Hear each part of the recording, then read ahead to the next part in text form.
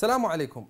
أحبتنا المشاهدين، قبل حوالي سنتين انطلق مشروع شبابي، قبل سنتين وشوية انطلق مشروع شبابي يعتبر هو الغريب من نوعه إلى حد ما، وبالتالي نتيجة لغرابة هذا المشروع والاسم الجديد اللي طرحه إلى الشارع العراقي تم توجيه تساؤلات كثيرة حول هذا المشروع وأهمية وجوده، انتقادات كثيرة حول من هم هؤلاء الشباب الذين قاموا بتأسيس هذا المشروع.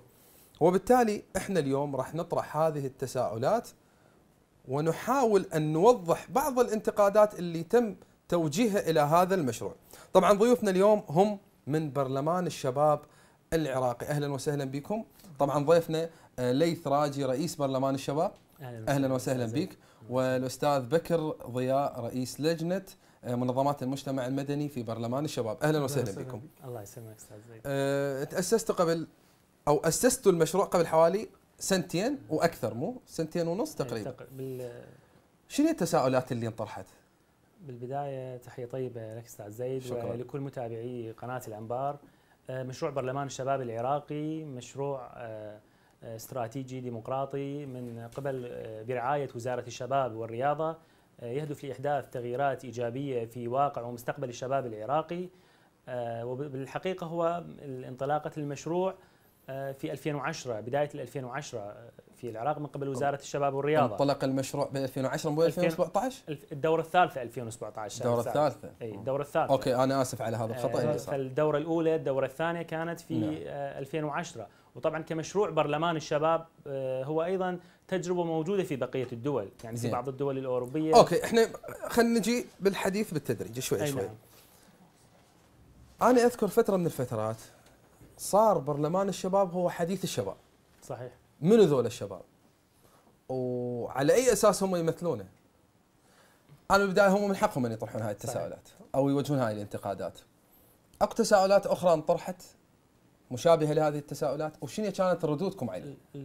الردود هي كتجربه موجوده في بقيه الدول. نعم. في العراق طرحتها وزاره الشباب والرياضه في 2010. طبعا قضيه التمثيل، وممكن احد الاشكالات الرئيسيه انه انتم كشباب على اي اساس تمثلون الشباب العراقي؟ زين. باعتبار اليوم مثلا مجلس النواب جاي من اساس انتخابي، وهو طيب. الطريقه الحقيقيه للتمثيل مثلا. نعم. انه قضيه الانتخابات، احنا جايين من اساس وزاره الشباب والرياضه هي المسؤوله قانونيا عن الشباب العراقي، فهي اختارتنا لهذا المشروع. اوكي. فتمثيلنا للشباب نعم. من مسار وزاره الشباب والرياضه.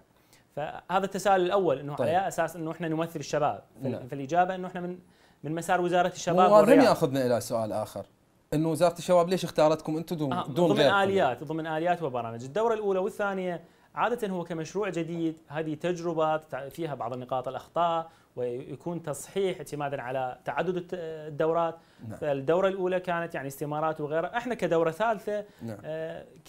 يعني اصبح فيها عده تصحيحات لما مضى من الدورتين الاولى والثانيه. استماره الكترونيه متاحه للجميع الشباب العراقي، هاي للانضمام لمده شهر على مواقع وزاره الشباب والرياضه، بعض القنوات الفضائيه، اعلام، سوشيال ميديا، يصير التقديم عليها. وهذه الاستماره تتطلب سي في واسئله متعدده من خلالها معرفه امكانات الشباب. زين، لو ردنا نحكي بنقاط. نعم. ما هي الاهداف الرئيسيه لبرلمان الشباب؟ اكمل اليه الاختيار مو انا لا، آلية الاختيار راح ارجع، انا عندي قضية آلية الاختيار. نعم. وطرد المتغيبين عن البرلمان، والاعمار، والشهادة، والتحصيل الدراسي، التحصيل العلمي، اضف الى هذا الشخصيات الفاعلة بالبرلمان. هاي راح تاخذ حيز من عندنا، بس احنا نريد نجي تدريجيا واحدة واحدة.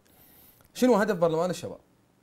مشروع استراتيجي الهدف من قبل وزارة تهيئة. نعم. التهيئة السياسية والاجتماعية للشباب العراقي بصناعة طيب. نموذج زين مميز أمام الشباب. هذا الهدف واحد لو من مجموعة أهداف غير هذا الهدف؟ هو تهيئة سياسية للشباب.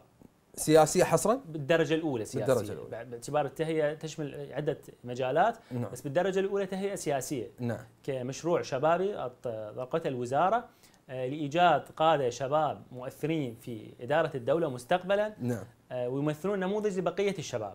نعم. فهذا الهدف الأساسي. طيب. وهناك أهداف ثانوية جانبية ترتبط بهذا الهدف. انت تحملني شويه ذاك. لا طبيعي، هو يعني بالنهايه انا هم شاب، يعني انه لازم يكون بصراحه. وانت برلمان الشباب يعني لازم تتحملون الشباب يعني. انا اليوم اذا اوجد مؤسسه تمثل الشاب العراقي لازم اوجدها بالطريقه اللي انا اريدها، مو بالطريقه اللي تريدها وزاره او بالطريقه اللي يريدوها مجموعه من الشباب. صحيح. هذا الكلام اللي بدي اقوله طبيعي لو تشوفوه مو طبيعي؟ لا اوكي. باعتبار انا منو اللي اريد اوجده كشاب عراقي؟ لا، كرئيس برلمان الشباب. لا، مو انا شلون صرت رئيس برلمان حتى اوجد هذه المؤسسه؟ زين. انا اليوم كشاب عراقي اريد مؤسسه تمثلني تمثيل حقيقي. زين. هذه المؤسسه الان بعض الدول اكو امكانات متقدمه انه تصير انتخابات على مستوى الدوله، على زين. مستوى المحافظات، زين. على مستوى الاقاليم، الجامعات وغيرها. زين. في العراق بهذا الظروف تجربه جديده يعني على المستوى الديمقراطي، ماكو مشاركه، ماكو تمثيل حقيقي يستوعب نعم. كل الجهات. نعم. فكيف تكون بالتجربه الشبابيه؟ لذلك كان الافضل الحلول الممكنه من قبل وزاره الشباب والرياضه هي انه هي تتبنى هذا المشروع. يعني يجوز بعض الدول انه برلمان الشباب مرتبط بالبرلمان المركزي كمؤسسه شبابيه مرتبطه يعني برعايه البرلمان. هذا الوضع يعني اللي نعيش به. انطلق المشروع بس العفو برعايه البرلمان. يعني بعض الدول مثلا الان يوجد لا بالعراق نعوف بعض الدول. بالعراق برعايه وزاره الشباب والرياضه، المشروع اطلقته وزاره الشباب والرياضه. طيب اوكي. فالوزاره اطلقت هذا المشروع، شنو افضل الطرق الممكنه لاختيار الشباب؟ نعم. افضل الطرق الممكنه بهذا الوضع طيب. هي اليه استمارات الكترونيه ومقابلات. زين. لاختيار عدد معين. هسه نحكي على اليه الانضمام. تمام. تعتمدون على عمر او الوزاره تعتمد على عمر، على تحصيل دراسي، على شخصيه فاعله، على شخصيه ناجحه، على شخصيه معروفه، على شخصيه لها ثقلها الاجتماعي. ما هي الاساسيات اللي تعتمدها وزاره الشباب والرياضه لفسح المجال للشباب للانضمام الى برلمان الشباب؟ الآلية اليوم الوزارة من طاقة المشروع وضعت أسس ومعايير لاختيار الشباب في هذا المشروع. أبرز هاي الأسس والمعايير. العمر كان من 18 إلى 30. نعم. 18 30. شهادة إعدادية فما فوق. نعم. جوانب نشاطات اجتماعية، أنه شاب مؤثر في البيئة اللي هو موجود بها، مرة نعم. نشاط تطوعي، مرة نشاط سياسي غيره، وأنه يحمل رؤى وأفكار حديثة. هذه الرؤى والأفكار شلون نعرفها؟ من خلال السيرة الذاتية، من خلال المقابلات. نعم. يعني بعد الاستمارة الإلكترونية اكو عدة أسئلة أنت تجاوب عليها يعني نعم. بحرية. تصير اكو لجنة مخصصة من قبل الوزارة تدقق هذه الاستمارات، ثم تحدث مقابلات. يعني صارت مقابلات في الجنوب في البصرة، الوسط في بغداد، المناطق الغربية في كركوك. عندنا فقط مستقبلا راح يصير إن شاء الله انضمام محافظات كردستان، لأنه كان وزارة الشباب كردستان تختلف نعم. يعني نعم. فبعد المقابلات صار اختيار عدد أعضاء برلمان الشباب من كل محافظة مساوي لعدد مجلس النواب. اليوم مش قد مثلا في باب لأعضاء مجلس النواب في الأنبار 14 عندنا 14 عضو مجلس النواب، 14 عضو في برلمان الشباب، في البصرة 25 برلمان عراقي، 25 أعضاء برلمان الشباب. هذه الآلية أنه برلمان شباب عراقي مساوي لمجلس النواب العراقي. آلية الاختيار الممكنة بهذا الوضع اليوم ما نقدر نسوي يعني انتخابات خاصة فقط لبرلمان الشباب. اليوم مجالس المحافظات بها مشكلة على الانتخابات النيابية تأخذ وقت، فصارت أفضل طريقة ممكنة هي طريقة اللجنة، والتمثيل يكون من خلال وزارة الشباب والرياضة. طيب احنا ما نريدكم تضوجون من اسئلتنا، لكن بالنهاية احنا نحاول ان نطرح ما يدور في الشارع البغدادي او العراقي حول قضية وجود برلمان الشباب. بكر، ببداية يا سنة انضميت إلى برلمان الشباب؟ يعني في الدورة الحالية. بالدورة الحالية 2017. شنو اللي يعني خلى عندك قناعة أنه أنت لازم تنتمي إلى هذا المشروع أو إلى هذه المؤسسة أو إلى هذا البرلمان؟ يعني كالأهداف بالبرلمان اللي انطرحت، برلمان الشباب عراقي يجمع الشباب نعم. بنفس الوقت بتهيئة سياسية بالدرجة الأولى، ومن ثم اجتماعية اقتصادية لجان متعددة بأكثر من مجال. فبالتالي هاي كلها إذا أكو شاب ممكن أنه يفكر يطور نفسه، فبرلمان الشباب هو فرصة جيدة أنه يطور نفسه به. بالتالي أنا قدمت على شنو اللي ميزك عن غيرك وانقبلت؟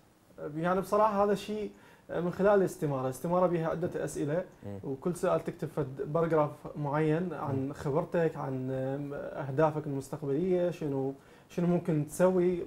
يعني من بعد هذه الاستمارة تفرز، ومن ثم تصير مقابلات. صارت مقابلات أعتقد مع 900 شخص من كل المحافظات، وبالتالي طلعت هذه الخلاصة اللي هم اختاروا 312 واللي حاليا هم 260.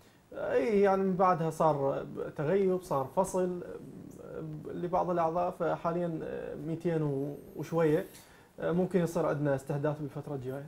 يعني البرلمان الاعتيادي اللي هي السلطه التشريعيه، احنا نعرف آلية الانضمام الى البرلمان التشريعي او السلطه التشريعيه من خلال انتخابات والحاصل على عدد معين من الاصوات، وبالتالي راح يمارس مهام معينه اللي هي مهمه تشريع القوانين اللي على اساسها يتم تحديد شكل الدوله العراقيه والنظام الداخلي والخارجي لهذه.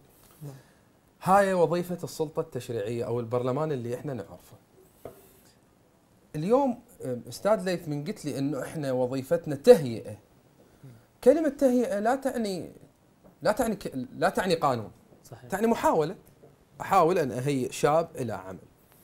هل هنالك قوانين ملزمه لبرلمان الشباب سواء للعمل الداخلي او للنشاطات الخارجيه؟ طبعا العمل الداخلي مرتبط بنظام داخلي. نعم. احنا سوينا النظام الداخلي كاعضاء منتخب، يعني بعد ما تم يعني الاختيار. اعضاء البرلمان أعضاء برلمان الشباب هم احنا اللي صار اتفاق، عندنا لجنه قانونيه وشنو الاليات الممكنه، وهذه المؤسسات عاده الشبابيه المنظمات بها يعني توجد انظمه داخليه وايضا نظام داخلي هم قريب من مجلس النواب. نفس الاليات، اليه انتخاب الرئاسه، اليه اللجان، فنظام داخلي صار من قبل الاعضاء، وبعدين صارت في جلسه تم التصويت عليه من قبل الاغلبيه المطلقه في الاعضاء، فصار هذا تنظيم داخلي. بالنسبه للوضع الخارجي عندنا الرعايه والمسار العام وزاره الشباب والرياضه. نعم.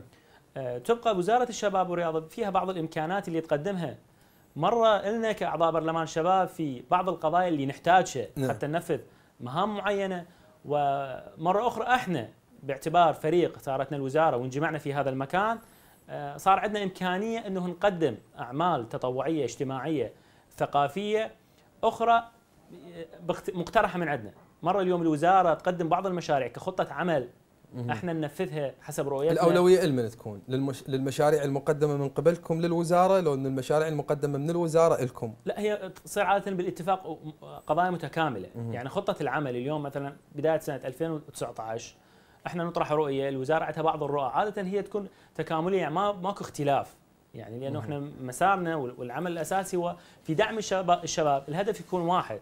مره احنا مقترح فكره، مره اكو بعض يعني في داخل الوزاره قسم برلمان الشباب، بعض الموظفين ايضا هنالك ضمن روتين الوزاره بعض الخطط اللي موضوعه، فهذه تصير قضيه خطه متكامله، اعمال مهمه. احنا ايضا ندخل في مجالات انه بعض القوانين المهمه المتعلقه بالشباب العراقي. نعم. قوانين اساسيه. بس وضح لي اياها. يعني راح اوضحها، يعني من ضمن الاعمال اللي نشتغل عليها اليوم اكو قوانين مثلا انتم تشاركون بتشريع القوانين او تصحيح قوانين او لتشريع قوانين تخص الشباب؟ ارسال مقترحات مثلا. نعم. الى مجلس النواب. نعم. الى بعض النواب. اليوم احنا كبرلمان شباب العراق في كل المحافظات صار عندنا تنسيق مع الحكومات المحليه. نعم. محافظه ومجلس المحافظه. نعم. واعضاء مجلس النواب في كل محافظه. صار عندنا تنسيق وياهم. تجينا مقترحات، مره مقترحات احنا نقدمها في قضيه معينه، او شباب متواصلين ويانا يرسلون لنا مقترحات نوصلها الى اعضاء مجلس النواب، اعضاء مجلس المحافظه. كثير من المحافظات نحضر جلسات مجلس المحافظه ونقدم بعض المقترحات، بعض المشاكل. فهذه آلية تقديم المقترح. احنا مو نشرع قانون، وانما ننطي رأي، وجهة نظر، افكار تساعد الجهات التشريعيه في يعني عندما يصير تشريع لهذه القوانين تكون مفيده. طيب، بناء على يعني كلامك انه انتم لكم دور، ولكن هل الدور اللي دا يمارسه برلمان الشباب هو الدور اللي يستحقه فعلا، او هو الدور اللي على اساسه تم ايجاد هذا البرلمان استاذ بكر؟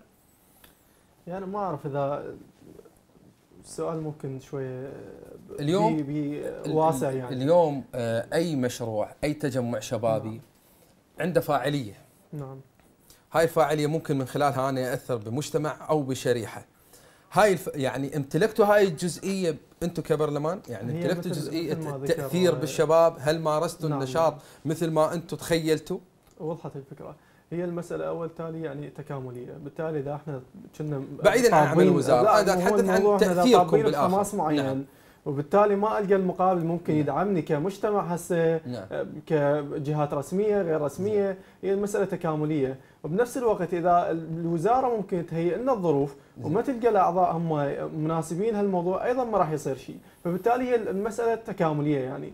اما مساله انه انت بقيت استحقيتوا هالمكان او لا، لا مو هذا قصدي ابدا. لا بالنهايه انتم شباب يعني لكم مكانتكم الاجتماعيه ومكانتكم العلميه، واكيد احنا يعني ما اريد كلامي يفهم خطا لا صراحه. لا يعني انت انا مو اقصد الاستحقاق من عدمه. نعم. اقصد كل مؤسسه تبحث عن تاثير بالاخر.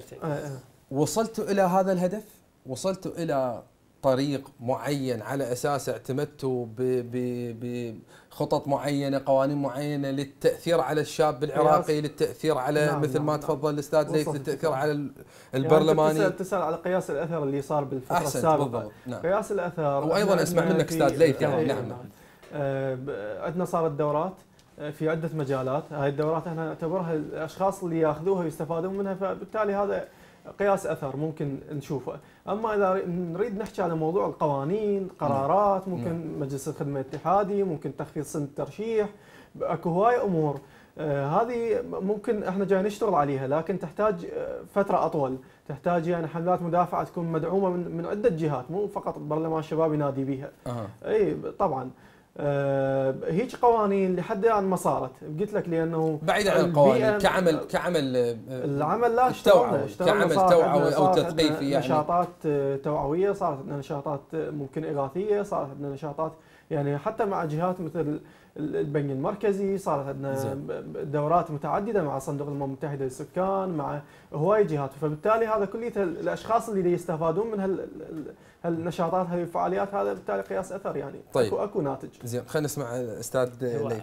شيء طبيعي يعني عاده ما تكون النظريه اوسع من التطبيق. اكيد. مبنيه ضمن رؤى وغيرها، لانه فعلا الواقع يحكم هذه. بس كتجربه جديده يعني بهذا انه حتى مجلس النواب يعني بالوضع الحالي يجوز افضل، يعني يصير تطور، يصير اكو اخطاء، يصير معرفه تصحيح.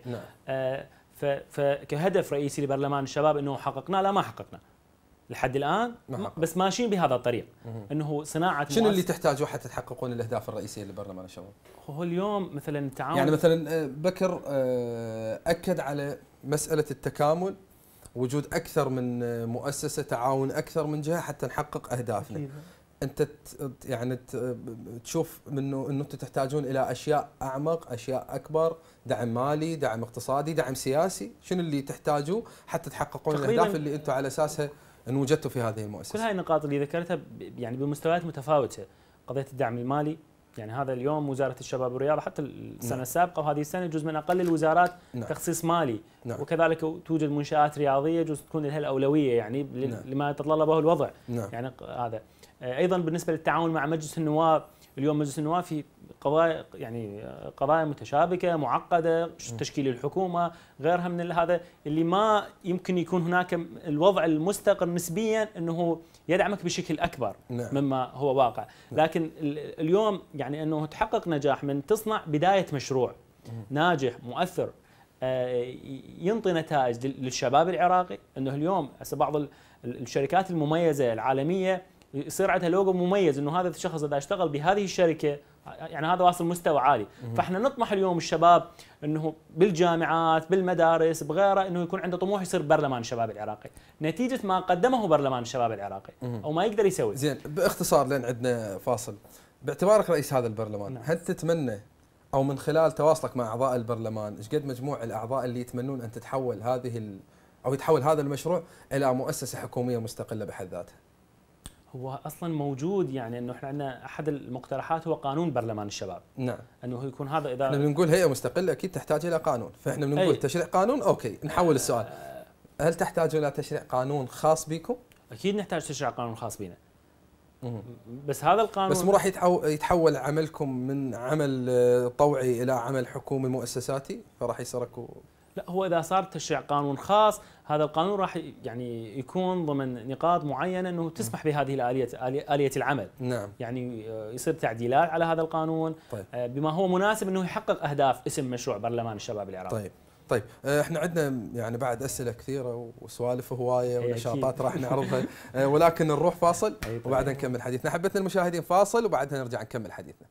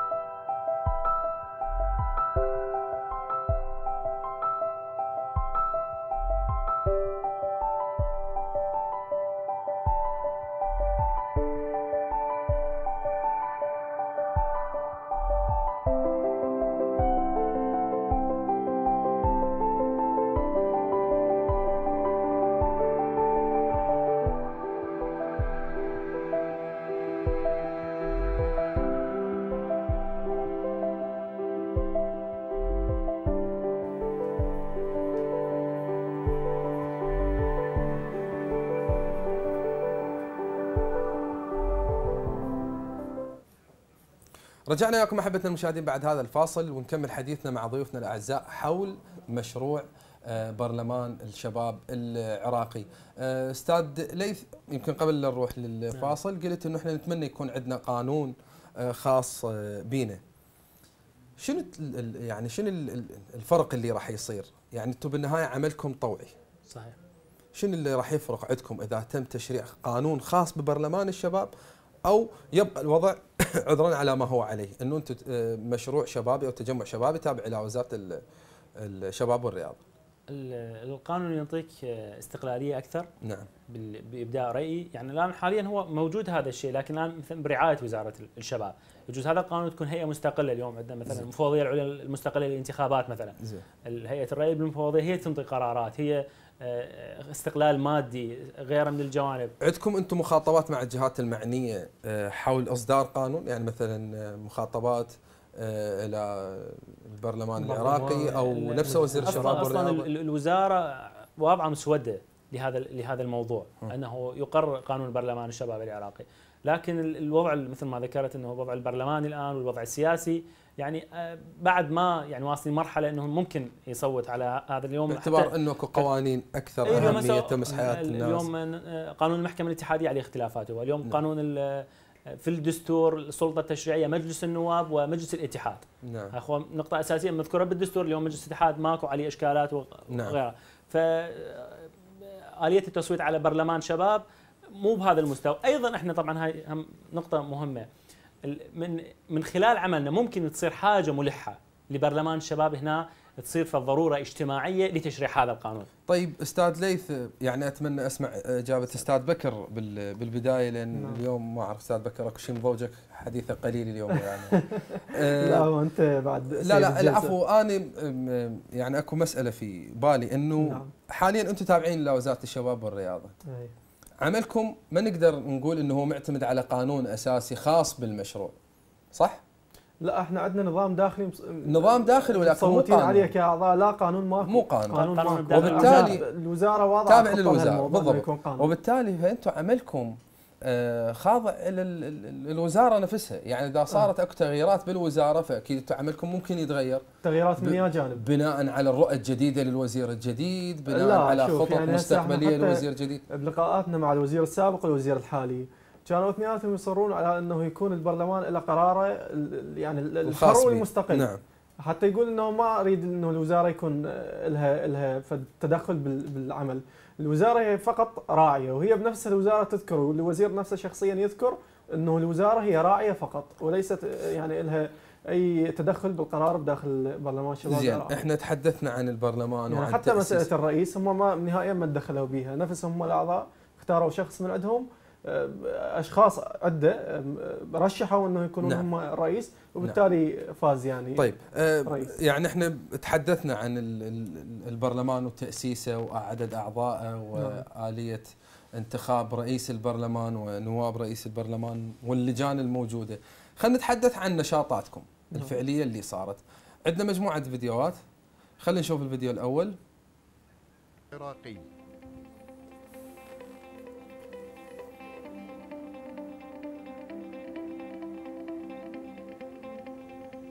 يعد مشروع تأسيس برلمان الشباب العراقي من المشاريع الشبابية الاستراتيجية التي تعول عليها وزارة هاي طبعا الشباب والرياضة التعريف التغييرات الإيجابية للبرلمان. لا احنا نحتاج اللوجوات اللي بعد التعريف مع فلسفة الدولة الجديدة في ترسيخ مبادئ الديمقراطية والنظام السياسي الذي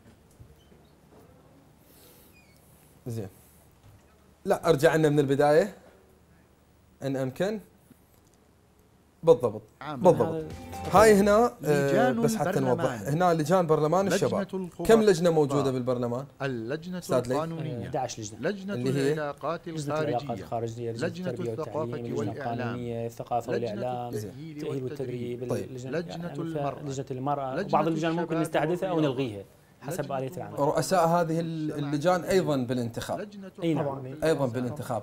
كل نشاط مختص بلجنة، لو أنتم نشاطكم واحد. لا هي شوف يعني مثلا كل لجنة المرأة، النشاط المتعلق بالنساء أو بالمرأة كل البرلمان يشارك به، لو فقط اللجنة اللي موجودة. طبيعية أنه الكل يشاركون، هذا مسألة طبيعية. أما مسألة الطرح فإحنا نشوف يعني هي كل لجنة تطرح المشروع اللي عندها وتصيره مع الأعضاء اللي موجودين داخل اللجنة وتقدمه للرئاسة، بالتالي ننفذه. واي شخص ممكن يريد يشترك حتى من خارج البرلمان. يعني هاي المساله بس نريد نوضحها، انه احنا كل النشاطات اللي نسويها كبرلمان الشباب العراقي، اي مؤسسه، اي منظمه، اي شخص، اي شاب ممكن يريد يشارك بهاي النشاطات، فمساله كلش طبيعيه. بس يعني محدد بعمر. حضور الجلسات همينه بس محدد بعمر. هسه محدد بعمر حسب النشاط. هاي يعني اذا انا كانت عندي مثلا جلسه على الموضوع خلينا نقول قرار فد قانون معين، ما ممكن انه يجوني اشخاص غير مختصين. بس اذا اريد اسوي مثلا فد نشاط لدعم مرضى السرطان، تدريب معين، يعني هي تبقى حسب الاختصاصات. عندكم كل الاختصاصات اللي تحتاجوها؟ يعني مثلا هسه عندكم اطباء يعني بداخل البرلمان؟ موجودين. لجنة الصحة عندنا. لجنة الصحة موجود. زين استاذ ليث، يعني احنا ما نريد نطرح الموضوع بصيغة سلبية، ولكن برايك ايش قد نسبة مئوية من الشباب العراقي اللي ممكن يكون مشارك حقيقي لصناعة القرار أو للمشاركة بتشريع قانون؟ ايش قد نسبة مئوية؟ يعني كشباب عامة بصورة عامة؟ بصورة عامة تعتمد بس يعني تعطيني نسبة واقعية مو تجميلية. يعني اليوم بالعكس هسه صارت حتى الضغط الإعلامي، سوشيال ميديا، ما أدري شو، إذا ترجع بالأساس تشوفها فدافع شبابي اللي قاموا بهذا العمل. نعم. ويؤدي الى تشريع قانون. انا سالت بناء على كلام استاذ بكر، قال احنا اي واحد يقدر يجي يتفضل اهلا وسهلا به. اي باعتبار بس انا شو اسوي باي واحد يجي اذا هو لا هو يتفضل؟ ما اقدر اعتمد على طريقه تفكيره. مره اليوم مساله الاستفاده كدوره، نشاط، فعاليه، هاي مساله طبيعيه، يعني يجي يشارك واهلا وسهلا طبيعي. بس اما امور ثانيه يعني ما اعرف يعني مو كتنظيم داخل. يعني صار اليوم مثلا لا انا ما اتحدث كتنظيم داخلي، انه هو ممكن يكون شخص مؤهل لان يطرح مقترح اي، وهذا المقترح قد نسبه مئويه من الشباب اللي تواصلت وياهم يمتلكون هاي المقدره او هاي القدره؟ والله نسبه قليله الصراحه، وعن تجربه. يعني ايش قد بالمية؟ يعني ما تتجاوز 30%. ما تتجاوز 30%. اي ما تتجاوز. شنو سبب هاي النسبه القليله؟ الوعي العام. يعني انا في التجربه مو انتم هنا دوركم. هو هذا هدف المشروع. يعني في يوم كان منظمه سوت مشروع ودعوني بالهذا، فكنت طرحت احد الاسئله. طبعا احنا عندنا بعد فيديوهات. طرحت سؤال في كليه يعني معينه، ما اذكر اسم الكليه، بس كانوا طلاب هندسه ورياضيات. نعم. انه فريقين متسابقين، فعاده المسابقات اسئله ومعلومه، بس ردنا من العصف الذهني انه هذه ورقه لكل فريق، عندك $1,000,000 وبهاي المحافظه اقترح مشروع. مجرد اقتراح. انت عندك مليون دولار، شنو برايك؟ شنو الاجابات اللي سمعتها؟ يعني الاجابات ما ترتقي، يعني شخص يوزعها للفقراء، شخص نبدا مجمع سكني، يعني مو فريق هذا اي يعني مو مقترحات بالمستوى واعيه، يعني ما نقدر نسميها واعيه، ما نقدر نسميها مقترحات شعبيه اللي نسمعها احنا بالشارع، ساعدوا الفقراء، ابنوا البيوت وما ادري يعني مقترحات ولذلك بسيطة. النسبه كبيره، يعني مع كل احترام للجانب الاعلامي والاعلاميين، اليوم بعض الاحيان انه بعض يعني القنوات الاعلاميه اللي مثلا تنطر راي باتجاه معين، تشوف شاب يجي يكرر هذا الراي، سواء هذا الراي صحيح لا. بس انتم هنا ايضا عندكم نقطه سلبيه اقول لك عليها بعد ما نشوف هذا الفيديو.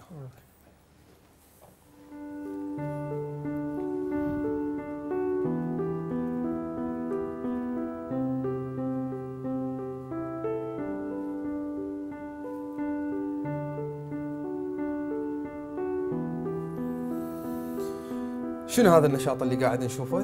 يعني هذا النشاط سوت الزميلة آلاء نذير. نعم. هي عضو في برلمان الشباب العراقي. عن يا لجنة؟ آلاء نذير ثقافة؟ مقررة حاليا، هي مقررة برلمان الشباب العراقي حاليا. يعني لا تشوفها هي آلاء نذير. نعم.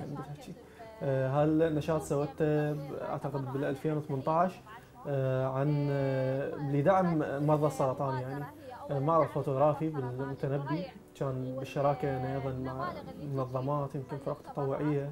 يعني النشاطات الطبيعيه احنا عندنا ومستمره خلال يعني بالشهر مره. اهميه وجود هاي النشاطات يعني هي لغرض الدعم، التواصل، حتى احنا نكون يعني متواصلين مع هذه الفئات. احنا ساعه نكون مثلا نسوي نشاط مع طلاب الجامعات، ساعه مع ذوي الاحتياجات الخاصه، مع مرضى السرطان، يعني ضروري على طاري طلاب الجامعات. انا طبعا انا مجرد اطرح، واذا كنت مخطئ فقولوا لي انت مخطئ. قبل قليل استاذ ليث حكينا عن نسبة الشباب اللي عند المقدرة لطرح مقترحات قانونية او طرح مشروع معين، فانت قلت نسبة قليلة. اي نعم. انا ايش قلت لك؟ قلت لك اكو نقطة سلبية تسجل عليكم. نعم. اللي هي على طار الجامعات. اليوم برلمان الشباب اولا هو مو يعني ما يسجل حضور حقيقي بالشارع البغدادي. يعني اليوم انا من اتحدث عن الشباب لازم اخلي الجامعات باولويه الحديث. نعم. صح لو لا؟ صح. باعتبار انه الشريحه الشبابيه اغلبها تلقاها بالجامعات، خاصه نعم. الشريحه الشبابيه الواعيه المثقفه هي اللي ممكن تخدم المشروع اللي ممكن. احسنت بالضبط. اضف الى هذا انه احنا ما شاء الله عندنا جامعات الحكوميه والاهليه اعداد هائله. ليش ما حاولتوا ان تتواصلون مع الشباب وزرع بصمه حقيقيه لاثبات وجود برلمان الشباب بالاوساط الشبابيه؟ احنا بهذه المساله يعني انا اسمع اجابتك ولا اسمع اجابتك؟ ماشي. متواصلين مع الجامعات، لكن بنفس الوقت احنا نرجع عليهم، نرجع عذرا انا بس اسمح الاستاذ بكر، بس اسمح. لا بس اسمح لك. ما اريد نتحدث عن تواصل موجود بكتاب رسمي دزيناه الى رئاسه الجامعه. انا دا احكي عن البرلمان كله. رئيس البرلمان يكون اليوم موجود بفلان جامعه، نعم. اللجنه نعم. الاعلام تروح الى كليات الاعلام، اللجنه نعم. الثقافيه تروح على الكليات المعنيه بالثقافه، اللجنه الطبيه. احنا ما نريد نحدد ونقول لجنه هندسيه، لا بس اقصد كل لجنه تحاول ان تتواصل ويا جامعه او كليه محدده، حتى على اقل تقدير تقدير انا كشاب اليوم من عندي مشروع وعجزت ان اتواصل ويا مؤسسه حكوميه، اقول اكو منفذ احاول اتواصل وياه اللي هو برلمان الشباب. نعم. ليش ما ركزتوا على هاي النقطه؟ مو هي النقاط هوايه، يعني احنا لازم نتواصل ويا منظمات المراه، لازم نتواصل ويا منظمات اللي بس خلي اكمل لك نعم. مع الجامعات لازم نعم. نتواصل، يعني كل اللجان اللي عندها فد خط تمشي عليه وتتواصل ويا الجهات اللي نعم. ذات الصله بهالخط هذا مال اللجنه. فبالتالي احنا عندنا لجنه التعليم تشتغل على هالجانب، وبنفس الوقت اي عضو موجود في برلمان الشباب العراقي هو ممكن انه عنده صلاحيه يعني بالتواصل مع رئاسه البرلمان. نعم. ممكن ينفذ ندوه بالكليه هذه، ممكن شنو اللي يمنعكم الان؟ ممكن ماكو شيء يمنعنا، احنا هذا الشيء صار يعني صار بس قليل، نشاط قليل. هسه هذا قليل لانه احنا ارتباطنا تطوعي. هاي مساله. انا راح اتحدث. المساله الثانيه انه احنا اكو اشياء ماليه، يعني احنا الوزاره بسبب التقشف اللي كان وما زال يعني هذا التقشف، الصرفيات جدا ضعيفه فيما يخص دعم الشباب داخل الوزاره، وحتى هو اساسا هي موازنه وزاره الشباب والرياضه هي يمكن نقول من اقل الموازنات بين الوزارات. فبالتالي هي اساسا احنا كبرلمان كحكومه الدوله كلها ما منطيه اولويه لا لوزاره الشباب والرياضه، وبالتالي وزاره الشباب والرياضه همينه ما تعطي اولويه قويه ماليه دا احكي لبرلمان الشباب العراقي. وايضا احنا نقول احنا متطوعين، لما انا اجي اشتغل مثلا فد ندوه بالشهر، هذا شيء يعني جيد انا اعتبره ممتاز لانه ماكو فلوس، جينا نشتغل احنا مجانا. هاي المساله تكون واضحه. توافق او لا توافق ما يعني قال بس توافق او لا توافق حتى نروح نشوف فيديو يعني بعدين عندي سؤال. بنسبه يعني مو هي قضيه الجامعات. توافق ام لا توافق؟ كلام استاذ بكر هو هذا واقع، بس خلص. اكو اضافات يعني اوكي نتحدث عن هذه الاضافات. خلينا نشوف الفيديو لان انا راح احول كلامه الى سؤال اطرحه الى رئيس البرلمان. خلينا نشوف هذا الفيديو. مجموعه صور لنشاط معين. شنو هذا النشاط استاذ زيد؟ هذا نشاط لدعم ذوي الاحتياجات الخاصه. نعم. شريحه مهمه. وزير الشباب والرياضه الحالي. وزير الشباب والرياضه نعم. الدكتور احمد. نعم. هذا البرنامج لدعم ذوي الاحتياجات الخاصه. هاي شريحه متلازمه داون نعم كل قصار القامه. قصار القامه. هذا المشروع انه شريحه مهمه بالمجتمع تعاني من مشاكل متعدده بدوائر الرعايه الاجتماعيه، فهذا المشروع هو انه نزور الدوائر المختصه بهذا المجال لذوي الاحتياجات الخاصه في كل محافظه، ونعد تقرير بما تحتاجه هذه الدائره من كل المحافظات. وهذه الجلسه هي قراءه التقارير الموجوده ودعوه لبعض النماذج يعني او بعض الشباب من ذوي الاحتياجات الخاصه شنو المشاكل، وعدت في تقرير وترسل الى الجهات المعنيه. ايش قد عدد النشاطات اللي عندكم مشابهه لهذا النشاط؟ خلال هاي الفترة يعني اللي مضت يعني خلال هاي السنة. آخر هاي الفترة كان عندنا 3 نشاطات متعلقة بالحالات الإنسانية؟ لا مو احنا مو هذا أتحدث عن الحالات الإنسانية. الحالات الإنسانية دعم مرضى السرطان اللي من ساعة كنا نتكلم عنه وذوي الاحتياجات الخاصة. نعم. بقية البرامج تختلف في مجالات متعددة. زين نرجع على كلام أستاذ بكر. نعم. أستاذ بكر قال باختصار راح أحول إلى سؤال فاسمح لي أن أختصر كيف يعني. انه احنا ما نقدر نشتغل بالطريقه اللي انت ذكرتها لان احنا عندنا عده معوقات، اهمها انه احنا حاليا اغلبيه مؤسسات العراق عندها مشكله التقشف او مساله التقشف هي العائق الرئيسي. طيب انا ايش اقول؟ راح ابسط الموضوع وقلت لك اذا انا غلطان صحح لي. لا. يعني بالبدايه برلمان الشباب هو مو مؤسسه خيريه تقدم الدعم المالي للمحتاجين، يمكن هي عندها هيك نشاط، ممكن يصير عندها هيك نشاط، ولكن هي نشاطها هو نشاط فكري يخاطب العقل. طبعا ما تحتاج الى اموال ضخمه، يعني واحد يحتاج الى سياره توصل اللجنه للجامعه تفضلوا بالقاعه ما موجوده هاي السياره. صار يعني من دا احكي وياك هيك منطقيا يعني. اوكي انا هم دا احكي وياك انا احكي وياك بالتفصيل. لا هم اسمع محتاج اسمع. كوزاره احيانا عندهم نشاطات. وزاره الشباب والرياضه ما وزاره الشباب والرياضه بس خلي اوضح لك عندهم كوسترات بس بنزين للكوستر ما عندهم هيك. هو عمل طوعي، انتم ملزمين بالتبرع.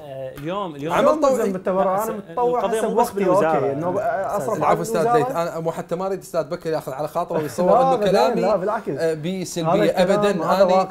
انا مؤمن بالعمل الشبابي. لا انا مؤمن لكون انا مؤمن بالعمل الشبابي لازم اوجه عتب لكل مؤسسه شبابيه سواء منظمه او جمعيه او مشروع او فريق، لان انا عندي ايمان انه كل معادله في هذا البلد تحتاج الى رقم ايجابي، والرقم الايجابي الحقيقي هو الشباب. طبعا. فكلامي هو بصيغه عتب، فارجو ان يقبل كما هو. لا طبيعي يعني انا مؤمن بهذا الموضوع انه انت من لا شيء تقدر تسوي. طيب من دون دعم حتى اي مخصصات ماليه تقدر تقدم برامج، وصارت عندنا تجربه، بس هذه التجربه نقدر نكررها على مستوى اللي احنا نطمح عليه؟ لا تحتاج، مو قضيه فقط ترتبط. انا اليوم اجي ادخل للجامعه طيب وصارت عندنا مبادرات كانت عندنا على القراءة وتكوين مجاميع ثقافية في الجامعات. نعم. ترتبط منها نسهل لها بعض القضايا. نعم. مرة أنا أدخل للجامعة أطرح مشروع أقدر أنفذه. نعم. أما لا فقط يعني طرح من دون أي دعم قضايا معينة ما أدخل بهذا المجال اللي أنا ما أقدر أنفذه.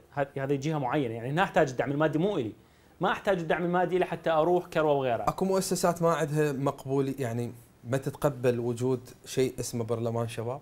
لا ستبقى خاصة بالمؤسسة إذا تعتبر. اكو مؤسسات عندنا بالعراق ما شفنا يعني كل المؤسسات متعاونين وياهم يعني اغلبهم. احنا حتى بعض الكثير من الاعمال اللي نعملها احنا مثلا المؤسسة عندها مشروع احنا نشتغل وياهم بدون ان نذكر اسم برلمان شباب، شنو الهدف اللي راح نحققه؟ فقضيه طلبه الجامعات اليوم جاي نطرح اكو بالمستوى العمل التطوعي اكو منظمات دوليه موجوده كثيره بالعراق يعني على مستوى كبير. هذه المنظمات تنطي دورات تطويريه مميزه داخل وخارج العراق. نعم. فاحنا جاي ناخذ افضل يعني الدورات نوصلها للجامعات، وكانت عندنا تجربه في بعض الجامعات. هسه بالمستوى المطلوب انا قلت من البدايه احنا في بدايه هذا الطريق. اوكي، هو بالنهايه كل عمل به طموح يعني، بس اليوم قد ما تقدم تحتاج ان تقدم افضل. اليوم اي شاب، وهاي عن قناعه كامله، سواء في برلمان الشباب او في خارج برلمان الشباب، اللي ينتظر الدعم يعني ماكو جهه اليوم تدعم من لا شيء. انا اليوم شوفني خلي اشوف شغلك وعملك ونشاطك، اقدر احصل دعم، اقدر اجبر جهات مختلفه. انا شفت طلبه اعداديه هم يسوون مؤسسه 3 4 باسم فريق تطوعي ويحصلون دعم ويشتغلون. فقضيه الدعم مو عذر اساسي، بس بمستوى مشاريع نطرحها كبرلمان شباب بعض المشاريع تمنعنا لما نحتاجه من صرف بعض باعتبار ان انتم تبحثون عن مشاريع فئه اعلى من المشاريع اللي مطروحه واللي تطرحها منظمات المجتمع. احنا اكو مجال حتى خلينا نقول الاختصاص نسميه، انا ما اخذ مجال الفرق التطوعيه. نعم. بعض الاعمال اللي انا اليوم اسم برلمان الشباب من اتحرك على قانون حتى لو ياخذ مني وقت شهرين 3 اشهر، افضل مما اتحرك على اعمال بسيطه ممكن اي فرق تطوعيه تقدمها. انا اليوم وزاره صرفت اموال، سوت لجان، اختارتني، ما اروح اقدم عمل ممكن طالب اعداديه يسويه. هسه مو علو شأن او تكبر، وانما اشوف هذا مجال مهم حيوي. انا اليوم من شفت قريت لا الكلام اللي قاعد تطرحه منطقي يعني. فهذه الرؤيه اللي تمنعنا بعض الاحيان انه نساعد ندعم الفرق التطوعيه في الجامعات. برايك من حق الشاب ان يطرح رايه بالقضايا القضايا الضخمه يعني؟ اي جدا مهم. اليوم هسه في بقيه الدول نتمنى هذه التجربه ديمقراطيه وحتى نؤمن بالتجربه. عذرا بس حتى مو خافاني طرحت مو من حق، هو احنا في بلد ديمقراطي من حقنا ان نطرح راينا، ولكن هل عندنا المقدره الكافيه لان نطرح راينا ويسمع؟ وخلينا نطرح الراي وراح يعني اذا كان الراي يوجد حلول او مره بالتكرار انه اذا راي يوجد حلول او ما يوجد، هو بالنهايه راي يمثل صاحب. وهذا الراي احيانا يكون يعني راي فقط يعني لفت الانتباه. اي ممكن بس للفت الانتباه، يكون راي يعني جيد، مو عن انتم كبرلمان شباب عندكم رؤى تنافس رؤى البرلمان التشريعي؟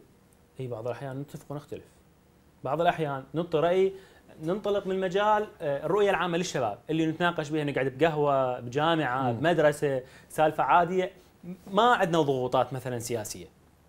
يعني شنو الاشياء اللي موجوده ببرلمان الشباب تتمنون ان تكون موجوده بالبرلمان الحقيقي او البرلمان الفعلي؟ المحاصصه ما موجوده عندنا. والحصانه هاي نقطه مهمه.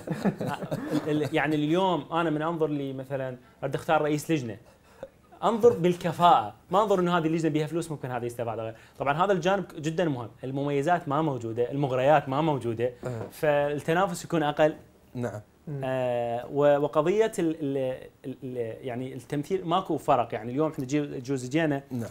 واحد من الموصل غيره، نقعد انبار بصره، بذاتنا داخلي احنا منسجمين. البصره؟ انا ناصريه. طبعا انا مستمتع بالحديث وياك ومستمتع بالحديث ويا بكر، وانا اسف كل شوي اقاطعكم يعني. لا بس خلي نشوف هذا الفيديو الاخير. هاي مشاركه عربيه بالاردن، مو حسب ما قال الاستاذ بكر. شنو هذا النشاط اللي احنا نشوفه؟ يعني هذا ملتقى شباب العواصم. نعم. مو صحيح؟ ملتقى شباب العواصم العربيه. ملتقى شباب العواصم العربيه، هذا صارت عندنا به مشاركتين خلال بهذه الدوره. نعم. يعني هو سنوي هذا. نعم. الاخ سجاد والاخ علي برلمان الشباب. الشباب اللي موجودين حاليا بهذا المهرجان او شو نسميه؟ ملتقى العواصم العربيه. ملتقى يعني كل عاصمه عربيه يجون شباب. الشباب ذولا ايضا جايين عن طريق برلمان شبابي او منظمه؟ اعضاء في برلمان الشباب. كم دوله عربيه عندنا احنا بالعراق بالوطن العربي بها برلمان شبابي؟ لا بعض الدول وزاره الشباب يعني مجلس الشباب، وزاره الشباب ترسل ملتقى الشباب، ملتقى الشباب العواصم العربيه.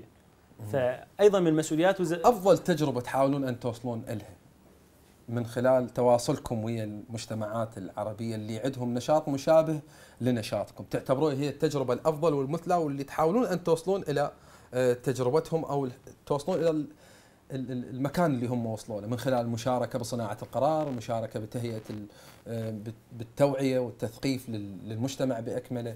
يا دوله تمتلك بعض الدول الاليات مالتهم تختلف والظروف، لكن صح باعتبار الانظمه تختلف. برلمان الشباب الاوروبي انظمه ملكيه برلمان الشباب الاوروبي يعني كانوا يطرحون قضايا، بعض الشباب في احدى الجلسات طرحوا قضايا شلون ما نسميها اليوم تحريك المياه الراكده. نعم.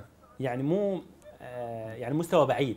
احنا نعم. اليوم هسه مثلا كبرلمان الشباب العراقي نطرح وهذا، بس حتى اليوم هسه حضرتك مثلا التقيت معنا ما فكرت انه مثلا تسالنا عن الوضع السياسي بالعراق، التدخل الاجنبي بالعراق. هذا تشوفه خطا يعني؟ خطا. حلو. يعني ليش ما تطرح هيك سؤال قوي؟ ليش ما الشاب شنو السؤال بس شنو السؤال؟ يعني كان مثلا التدخل الاجنبي بالعراق او الوضع السياسي العام. اوكي ما هي اوكي راح اجي لا بس عذرا لا عادي اسمح لي.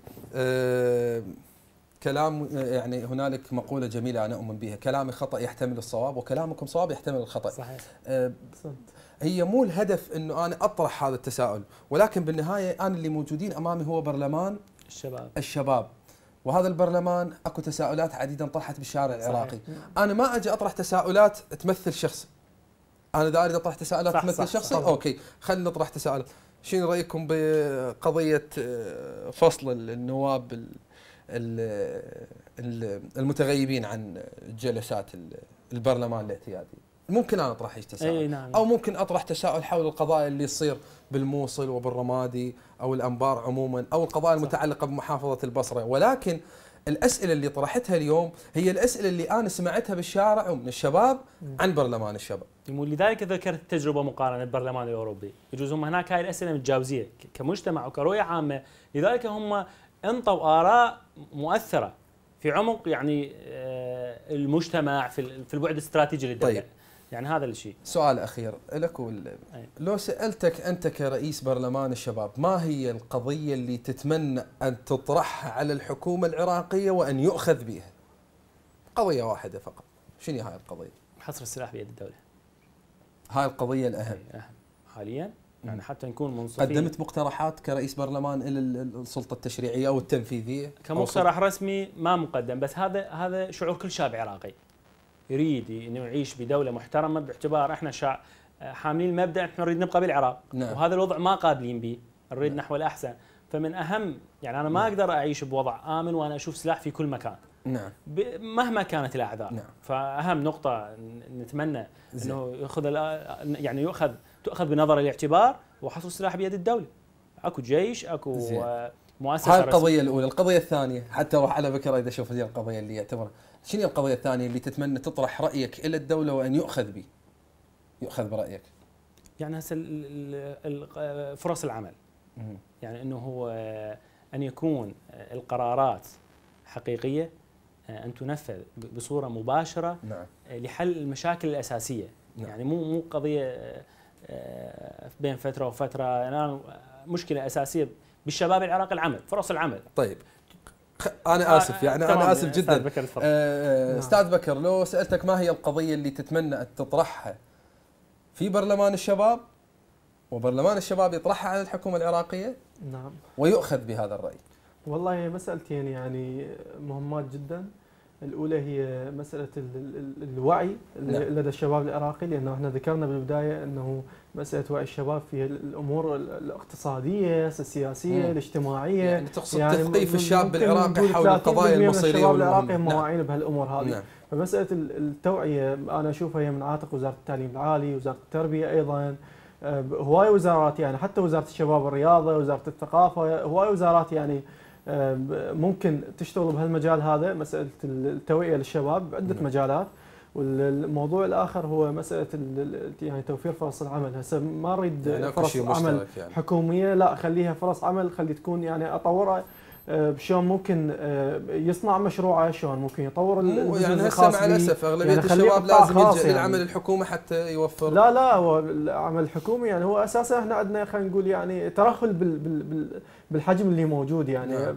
حجم كلش هوايه من موظفين الدوله. طيب. فما له داعي يعني عين الشباب كليتهم ما طبعا انا استمتعت بالحديث وياكم. نعم. واتمنى لكم موفقيه، وارجو ان تكونون على بينه بمساله انه انا كشاب عراقي احتاج الى وجود مؤسسه شبابيه شبابيه تمثلني، او على اقل تقدير اقدر ان اتواصل وياها بدون ما اخضع الى الروتين الحاصل بالمؤسسات الحكوميه. لذلك اوجه لكم عتب انه انتم لازم تتواصلون ويا المؤسسات الشبابيه، سواء الجامعات، الانديه الرياضيه، تتواصلون مع كل مؤسسه تضم بداخلها مجموعه من الشباب، ان شاء الله يكونوا 10 نفرات.